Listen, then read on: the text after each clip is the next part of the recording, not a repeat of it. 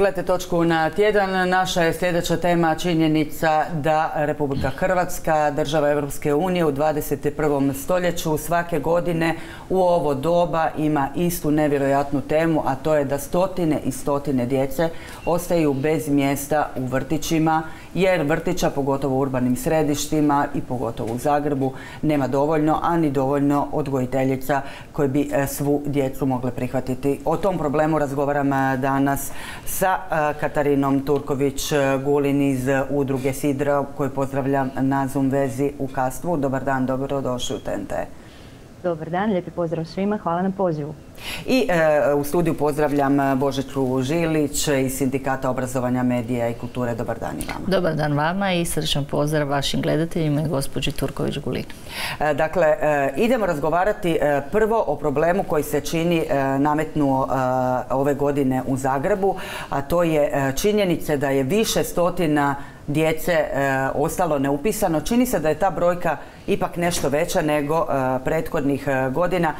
Gospođo Žilić, je li dakle točno da je ove godine taj problem djece koje su neupisane značajno izraženiji nego lanjskih godina? Pa dakle, ovo je, ja bih rekla, jedna stara priča, stari problem koji nikako da dođe na razine prije svega zakona i na razine poštivanja prava, interesa djeteta i prava radnika koji rade u ovom sustavu.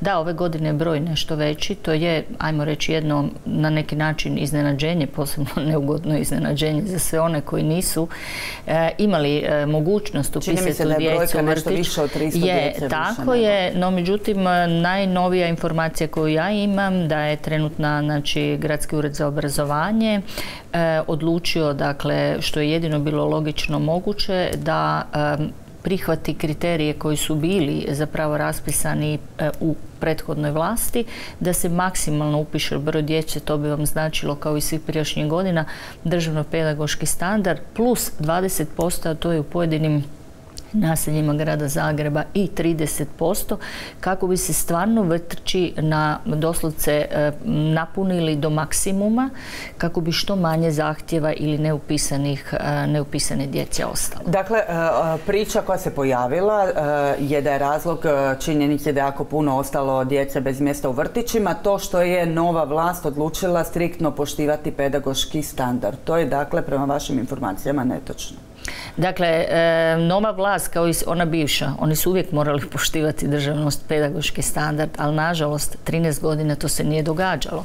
Tek kada su krenule inspekcije u većem obimu po Republici Hrvatskoj, pa je tako u gradu Zagrebu, ali i inspekcije koje su prvi puta počele kažnjavati, da tako kažem, vrtiće, što malo je nelogično da se kažnjavaju ravnatelji i vrtić, umjesto da se kazne osnivač, jer osnivač donosi odluku hoće li, neće li poštivati državno-pedagoški standard. Nastao je jedan, bih rekla, stampedo, jedno zapravo suočavanje tek onome što mi pričamo dugi niz godina, a pričamo da je to neodrživo, pričamo da se ovako ne može raditi, a ono što je najgore, to vam je zapravo gotovo sve vlasti, pune obećanja, priča o tome kako se vrtići trebaju graditi. Ako ćete pogledati koliko ih je realno sagrađeni u Zagrebu, općenito u Hrvatskoj, to je toliko minorno i toliko malo da se sustavi odgojitelji koji rade s djecom, dakle samo i djece je teško odgojiteljima i to naprosto tako vi ne možete više raditi. S druge strane, kada ja kažem da ovakvim zapravo nepoštivanjem zakona vi zapravo dovodite do toga da uzimate djetetu njegovo pravo na ono što mu je netko propisao, i kada je standard davne 2008. godine donijet, on je imao u svom fokusu pravo i interes djeteta. Dopustit ćete da negdje gdje imate u određenoj dobi, recimo standard kaže u mlađoj dobi, znači 3. godina života, 14 djece, vi ih imate 28. Gdje je tu pravo djeteta, gdje je tu interes djeteta? Kako se može očekivati da jedan odgojitelj u jednoj smjeni može dati maksimum od sebe i da to dijete dobije sve ono što mu pripada. Možemo govoriti o kršenju prava djeteta, onda je to vrlo grubo, ali vjerujte mi, ovo se mora promijeniti jer je ovo prije svega užasan stres za djecu u situacijama koje se nalaze. To je šok roditeljima koji se zateknu i ostanu neupisani, a vjerujte, struka već odavno govorim je na koljenima i u gradu Zagrebu trenutno imamo samo 47 odgojitelja koji mogu ući kao pripomoć u sustav, a 60 je zagrebačkih vrtića i gotovo da od 50 najmanje treba dodatnog zapošljavanja zbog ovih problema. Idemo sad do Kastva gdje je gospođa Katarina Turković-Gulin. Zapravo je udruga Sidro i osnovana upravo zbog ovog problema, a to je činjenica da se ne poštivaju pedagoški standardi i da odgojiteljice u vrtićima imaju i više djece, puno više djece vrlo često nego što je to propisano.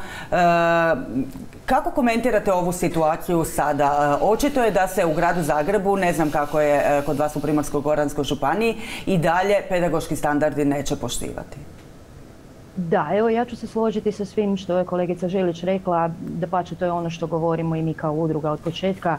Naime, udruga je osnovana sada u travnju 2021. ali smo prethodnih godinu i pol funkcionirali kao inicijativa građana. Dakle, zašto smo se uopće okupili? Prvenstveno zbog toga što mi iznutra u sustavu vidimo kako stvari funkcioniraju i upravo naša udruga zove se Udruga Sidro, odgojitelji u zaštiti prava djeteta. Dakle, to je ona poanta koju mi pokušavamo napraviti. Onog trenutka kada djeci osiguramo ona prava koja im jamče naši zakoni, tada će biti lakše i odgojiteljima. Dakle, te dvije stvari su potpuno neodvojive. Činjenica je da smo u tih godinu i pol kao inicijativa i sada kao udruga jako često upozoravali, bili na sastancima u ministarstvu, slali dopise osnivačima. Komunikacija je kontinuirana. Sa prosvjetnom inspekcijom smo u komunikaciji još od 10. mjeseca prošle godine kada smo dobili doslovno odgovor pišite prijave. Mi nismo pisali te prijave sve do trenutka dok smo se nadali da se te nepravilnosti, te velike nezakonitosti koje zapravo štete pravima djeteta, da se one mogu na neki način dogovorno početi ispravljati. Ovo nije problem koji je nastao jučer, ovaj problem apsolutno nema nikakve veze sa primjerice novom vlašću u Zagrebu ili bilo gdje je nova vlast došla nakon lokalnih izbora. Ovo je sustavni problem koji zadnjih 30 godina, a posebice posljednjih 13 vezano za državni pedagoški standard, dakle od kad je on na snazi, jednostavno samo raste. Korona epidemija pokazala je kako to izgleda kad se tepih podigne. Dakle, mi smo sve te godine puno toga stavljali pod tepih. Epidemija i epidemiološke mjere su to jako izvukle na vidjelo i jednostavno je došlo do jednog kraha gdje, pogotovo u većim središtima, osim nedostatka smještajnih kapaciteta, mi nemamo niti ljudi koji bi mogli odraditi taj posao, koji bi mogli kvalitetno pružiti djeci ono što je djeci potrebno. Ono što je nas nagnalo na neki način uopće na ovakvu organizaciju je prije svega ogromna diskriminacija prema djeci, a zatim i prema roditeljima i naravno nama odgojiteljima. Na području Republike Hrvatske prisutne su toliko velike razlike, takve diskriminacije prema mjestu rođenja. Dakle, ono što je cilj udruge Sidro je jednako siguran, jednako dostupan i jednako kvalitetan vrtić za svako dijete u Hrvatskoj. Ne samo za ono dijete koje ima roditelje koji rade. Dakle, samohrane majke, ljudi koji imaju radno vrijeme drugačije od onoga kako je to uobičajeno. Jednostavno moramo učiniti nešto da se suzbije ta diskriminacija. Smatramo da je u trenutku kada je Ministarstvo znanosti i obrazovanja spustilo na upravljanje jedinicama lokalnih samouprava, da je tu došlo do velikih razlika. Nemaju sve jedinice lokalne samouprave jednaka sredstva, jednake mogućnosti. Sad smo poslali zadnji upit, većina jedinica lokalne samouprave uopće nema razvijenu strategiju razvoja i zadovoljavanja potreba za ranim i predškolskim odgojem i obrazovanjem. Dakle, imamo jedan potpuni kaos u kojem jedini ljudi koji podmeću svoja leđa u ovom trenutku su upravo odgojitelji, oni više ne mogu, ovo ovako nema smisla. Istina je ovo vezano za Zagreb, naime mi smo se čuli u petak sa pročelnicom, VD pročelnicom Dalić u Gradskom uredu za odgoj i obrazovanje. Jedan vrlo konstruktivan razgovor, pozvali su nas na sastanak idući tjedan i mislimo da ćemo moći jednim paketom kratkoročnih i dugoročnih prijedloga rješenja pomoći da se ova stvar dogodi.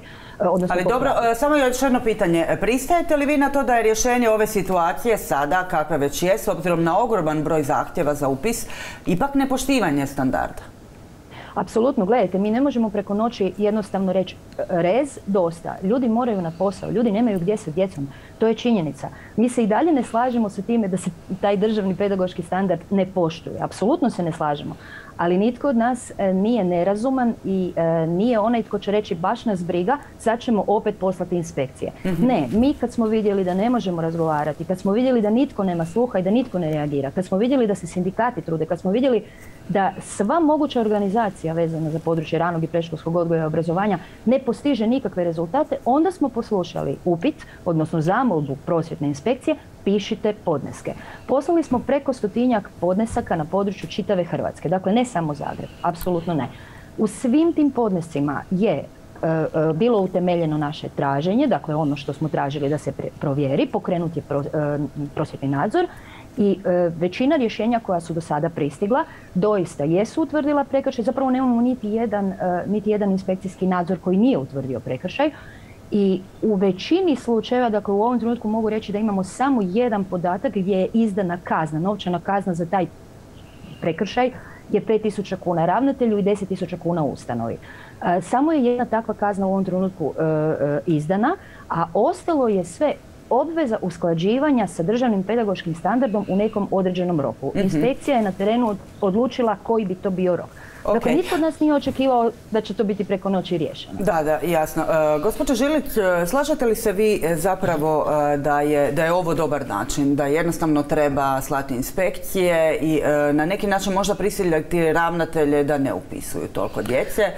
Do čega bi to zapravo onda dovelo po vama? Gledajte, cilj nikada nije dobar ako idemo na sustav kažnjavanja, ali ni ovo nije rješenje. Znači, mi nismo nužno za kažnjavanje bilo koga u ovoj situaciji vrtića ravnatelja, međutim, kao što je gospođa Turković-Gulin rekla, to traje predugo i zapravo sve naše želje, inicijative po krajnjem slučaju i javno izražavanje nezadovoljstva putem ovog sindikata i to 4 puta je vlasti u svakom gradu trebao biti znak da struka jednostavno grca u problemu, da ćemo se suočiti kao što je sada se suočio Zagreb i mnogi veliki grad. Znači, to je problem svakog velikog grada i da jednostavno nemamo drugi izbor, no međutim, ako ćete vi pogledati kada bi oni sada i kažnjavali stvarno tako. Ja sam čak uvjerena, recimo poznajući nekadašnju strukturu u gradu Zagrebu, oni bi bili spremni plaćati kazne, a da situacija ostaje ista. Znači, to nije rješenje. Rješenje je to da smo mi, evo, barem sada u ovom gradskom uredu, trenutno sa novom VD pročelnicom, dakle, dogovorili da će se formirati određene radne skupine sa različitim stručnjacima, znači od pedagoga, psihologa, ravnatelja, odgojitelja, pa i predstavnika sindikata udruge, gdje ćemo stvoriti jedan takozvani akcijski plan koji će imati svoje rokove za izvršenje, koji će imati svoju dinamiku. I ovo što kaže gospođa Turković-Gulin... Postoji li jedno drugo rješenje osim jednostavno više vrtića? Gledajte, trenutno ne možete, ali mi moramo vidjeti što mi možemo napraviti. Zagreb ima jako puno prostora koji se daju prenamijeniti, prilagoditi, posebno u frekventnim područjima. Recimo, vi snimete područje Malešnice, gdje Vrapče, gdje grcaju, da tako kažem, u problemu. Imate jedan dio Novog Zagreba koji je trenutno, ajmo reći, nije takav bum, jedan dio Dubrave, ali praktički vi imate stalno negdje gdje se gradi novo naselje, imat ćete taj problem. Znači, da li je montažno rješenje vjerovatno bolje rješenje nego ne činiti ništa? Je. Dodatno zapošljavanje u grupe gdje su tako veliki broj djece sigurno je. Znači, postoji neka rješenja, ali opet kažem, ako mi nećemo imati konkretizirano rokove, ciljeve i zaduženja, ali i pratiti realizaciju, mi se možemo ponovo suočiti u 5. mjesecu kada budu krenuli upisi i zahtjevi po gradovima u Hrvatskoj, da možemo imati primjere da će ostati puno više neupisane djece, a to nije dobro nikada za djecu. Dijete je mjesto u sustav koji nudi odgoj i obrazovanje uz stručne i visoko motivirane osobe, a ne da se svedemo na to da u sustav ulazi bilo tko samo zato da bi mi tu negdje nešto požarno riješili. Ovo ipak treba sustavno i plansko promišljanje ove situacije. Gospođo Turković, Gulin, još jedno pitanje za vas. Po vama, što može biti, kako bi rekla, brzo rješenje? Ovo što je rekla gospođa Žilić, rješenje je u izgradnji, možda u montažnim vrtićima. Postoji li nešto što se može učiniti hitno da se riješi činjenica da imamo s jedne strane stotine djece, a s druge strane tete, ispričavam se, odgojiteljice koje grcaju u problemu jer i onako imaju previše djece u grupama? Zapravo nekog instant rješenja osim povećanja smještajnih kapaciteta na sve raspoložive načine i nema. A koji su to načini na koji se može hitno povećati broj smještaja? Ono što znamo, u mnogim općinama i gradovima postoje određeni prostori koji nisu iskorišteni kako treba. Evo ja ću reći konkretno za Rijeku jer i Rijeku dosta dobro poznajem. Ona ima jako puno gradskih prostora koji jednostavno zjape prazni, nazovimo to tako. Vjerujem da takvih situacija ima nešto i u Zagrebu i mislim da se u određenom periodu može napraviti neka preinaka tih prostora i da se to može iskoristiti, ali to će gradske vlasti u svim gradovima i općinama zasigurno bolje znati. Mi ćemo doći sa prijedlozima, a oni će vidjeti koje su onda mogućnosti. Još bih htjela reći jednu jako važnu stvar. Naime, mi smo sada mogli po Hrvatskoj gledati pred lokalne izbore kako niču određeni objekti, među njima i montažni vrtići. Kako je rekla gospođa Žilić, to je jedna od ideja koja zaista stoji. Montažni objekti, ukoliko se svi zajedno dobro organiziramo, ako gradske vlasti omoguće i požure nekakve dobivanje dozvola, naime u pojedinim sredinama nam kažu da je to nemoguće zato što treba isposlovati sve te dozvole i tako. Dakle, ako je nama interes, ako je državi interes da se ta djeca smjeste na siguran, ispravan i kvalitetan način, onda država u 2,5 do 3 mjeseca može to i ostvariti. Mi smo puno komunicirali zadnjih dana sa roditeljima. Prvo su roditelji bili izuzetno ljuti na nas jer su mislili da je udruga Sidro krivac. Ne, udruga Sidro je ta koja je na neki način natjerala da se o ovome govori, koja je natjerala sve nas zajedno za stol i idemo sad tražiti rješenje. Djeca ne smiju ostati neupisana, ali idemo tražiti rješenje. Roditelji su spremni i 2 do 3 mjeseca pričekati, dakle u 10. 11. mjesecu ako ne možemo ostvariti neke preinake ranije. Ali neka to bude 10. mjesec, neka to bude 11. mjesec, 2 mjeseca će se svi snaći, ali neka bude. A nemojmo čekati sljedeću pedagošku godinu u ovom stanju jer će nam se opet dogoditi, kako je rekla i kolegica Žilić, u 5. mjesecu ćemo imati isti problem. Još bih htjela reći vezano za politiku zapošljavanja, obrazovanja, pripravništva. Naime, mi imamo jako velik broj naših članova pripravnika koji po 2 do 3 godine ne mogu dobiti pripravnički staž. Njih se jednostavno ubacuje u povremene nekakve angažmane, ja ću to tako reći, kao sezonske radnike. Kad negdje fali odgojitelj, onda ga se uzme na 2 mjeseca. Pripravnički staž je država propisala, godinu dana traje, nakon toga pripravnik ide na stručni ispit. To je potrebno ovog časa sve pripravnike koji čekaju njih ubaciti u sustav, dati predškolskim ustanovama podršku u tome. Tu mi se nadamo da će ministar Fuchs odraditi ono što je potrebno. Drugo, politika obrazovanja. Dakle, treba povećati upisne kvote tako da mi u nekom trenutku imamo malo više ljudi i treba osigurati da se ti ljudi imaju gdje zaposliti. Dakle, nama s jedne strane nedostaje radne snage, nedostaje nam stručne radne snage, tako da mi, roditelji to nažalost ni ne znaju, ali mi u jednom velikom postotku u odgojnim skupinama imamo kozmetičare, informatičare, ekonomiste. Razumijemo da ljudi nema. Međutim, naši odgojitelji rade u pekarama. Ništa nije ispod časti, sve je to u redu. Ali zašto struka koja je 5 godina studija prošla ne može dobiti posao, nego ih se razvlači po kratkim zamjenama i tako čovjek ne može živjeti 10 godina. Odgojitelji rade po 10 godina na ugovore na određeno. Evo, to će sindikat jako dobro znati jer je dapače i istraživanje proveo i bilo je tu dosta govora o tome. Dakle, sigurnost zapošljavanja sa fakulteta direktno na posao, to je jako važno. Mi smo čak mišljenja da bi u ovom slučaju bilo dobro apsolvente završnih godina studija uključiti da budu kao dodatni odgojitelj u smjeni, jer na 24 ili 36 jasličara u skupini, a imamo situaciju gdje imamo 36 jasličke djece u dobi od godinu do 2, s kojom u jednoj smjeni radi jedna osoba, mi svaki dan imamo nezakonito postupanje gdje odgojitelj gdje je to 36 djece u jasličkoj skupini? Krapinsko-zagorska županija. To je apsolutno nedopustivo. Apsolutno nedopustivo. Dakle, jedna osoba radi sa tom djecom u skupini, 42 kvadrata je prostor i u tom prostoru, dakle, sanitarni čvor se nalazi dalje izvan prostorije sobe dnevnog boravka. Svaki puta kada odgojitelj premata dijete, vrši njegu ili pomaže u kupaonici djetetu, Ostalih 35 djece je samo u sobi, bez nadzora odrasle osobe. Da, vidjeli smo i kad je bio ovaj slučaj onog jednog djeteta koje je odlutalo iz vrtića i kada se proglasilo odgovornom odgojitelja, da je vrlo često upravo to situacija da odgojitelj ne može jednostavno biti na više mjesta istovremeno, a sami u skupini s više djece. Hvala vam puno na gostovanju u Točki na tjedan. Ovo je svakako problem koji ćemo pratiti. Hrvatska je nedavno imala lokalne izbore, imamo nove vlasti koje su zadužene za funkcioniranje vrtića. Možda bi tu doista trebalo stisnuti da se konačno krene efikasnije rješavati problem koji nas opterećuje godinama, jer je po meni nedopustivo ne samo da imamo takav ogroman višak djece u pojedinim vrtićkim skupinama, nego da je i primjerice samohrane majke koje imaju dijete ne mogu za svoje dijete dobiti vrtića, istovremeno su onda spriječene tražiti posao jer moraju čuvati svoje dijete. U 21. stoljeću svako bi dijete doista trebalo imati pravo na vrtić. Hvala još jednom na sudjelovanju u Točki na tjedan i naravno na svemu što činite i za našu djecu i za struku koja nam je jako važna.